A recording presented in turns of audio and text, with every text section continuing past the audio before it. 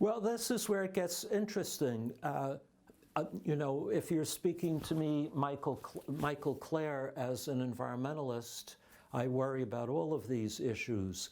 But when I'm channeling what I've learned from the position taken by senior military leaders, their views are different.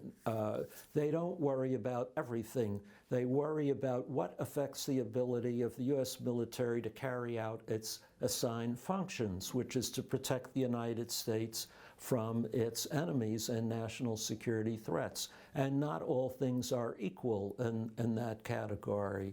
So they worry about the impact of climate change abroad, which they believe is going to lead to state collapse, widespread state collapse, including of major powers, including nuclear-armed powers, ultimately, like India and Pakistan, possibly leading to nuclear wars as temperatures rise and conditions deteriorate in much of the world. So they worry about the military implications of these effects. They also worry about how climate change is going to create multiple catastrophes simultaneously in the United States.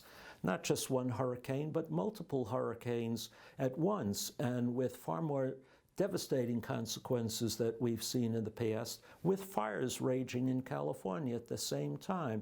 And they're going to have to deploy their resources, their troops, their planes, their ships, to deal with these emergencies, thereby diverting forces which may be needed somewhere else for a catastrophe, a war, a crisis somewhere else. So their forces will be divided, and you never want to do that in a war.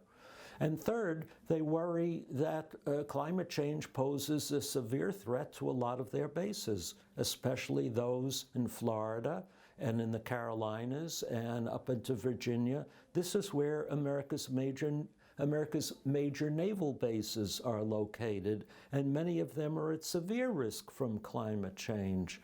So those are the things that they worry about, the ones that affect national security and their capacity to fulfill their operations.